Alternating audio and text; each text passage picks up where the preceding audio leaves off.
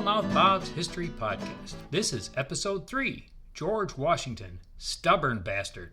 Now I know what you're thinking. You're thinking, Bob, George Washington led the Continental Army to victory against the King George son of a bitch. And even though he could have become King of America, he opted to become the first president of our beloved republic.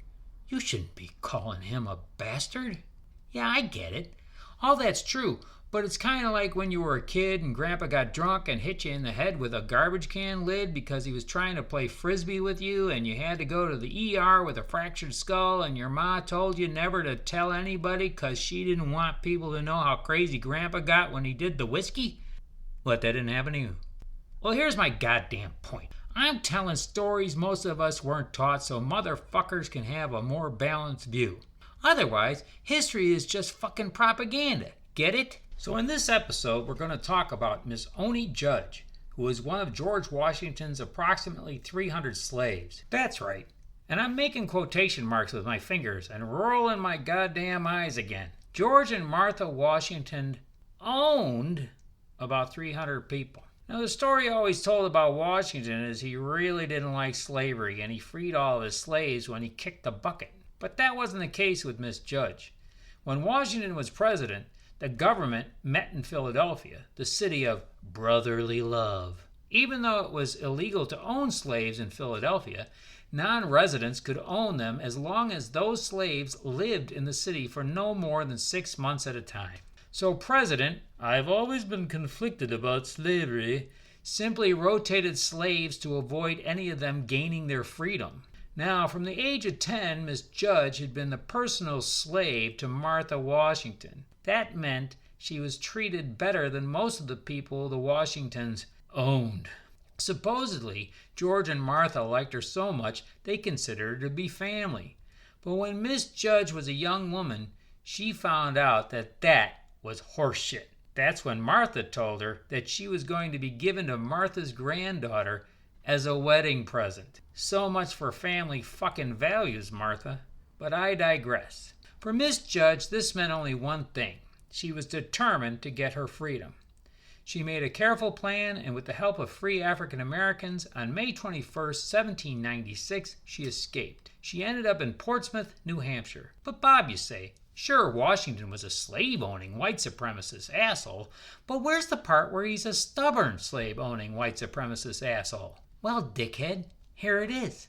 Washington did everything he could to get Miss Judge back into bondage. He placed an ad in a prominent Philly newspaper offering a reward.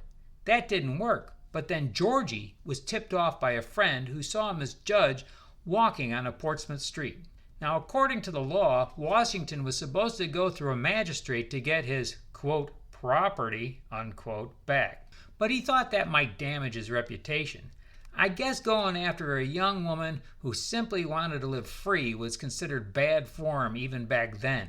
So like the prick politician he was, he went around the law. He contacted this guy Whipple, who was the Portsmouth collector of customs. He wanted Whipple to capture Miss Judge and ship her back. But Whipple said fuck no, because Portsmouth abolitionists, the good guys, would riot if he did that. Whipple did talk to Miss Judge, and he passed along a message to George. She offered to return if Washington guaranteed she'd be free after he croaked. But George refused to bargain and said that Miss Judge was being ungrateful. See, this is how the lie of white supremacy really fucks with people's minds. To George, a person who was simply trying to be treated in a dignified manner and be free was being ungrateful. Miss Judge, realizing that Washington was out of his goddamn mind, decided to make a life for herself. She got married and started a family. But Washington still wouldn't leave her alone. A few years later, after she'd given birth to her first child, one of Washington's nephews was in Portsmouth on business. He tried to convince Miss Judge to return to the Washingtons. When she refused, he told Senator John Langdon that he planned to force her to return. But Langdon, being a goddamn mensch, fucked up his plan. He told Miss Judge, and she was able to avoid capture. Eventually, Washington gave up. But I think I've made my point. He was a stubborn bastard who, when it came to African Americans, had a really screwed up view of humanity. Now, I know what you're thinking, but Bob, he was just a man of his time. Well, that's bullshit. The abolitionists were men of their time, too.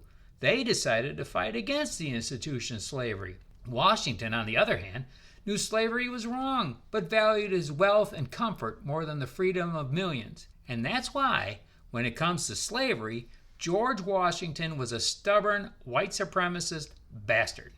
In the interest of full fucking disclosure, the information in this episode was derived from 10 Facts About Washington's Slavery from the Mount Vernon website. It can be accessed at www.mountvernon.org/george-slavery-10-facts-about-washington-slavery/ and Escaping George Washington, Oni Judge's Amazing Story of Courage, published by the Philly Voice on March 16, 2018, written by John Cobb.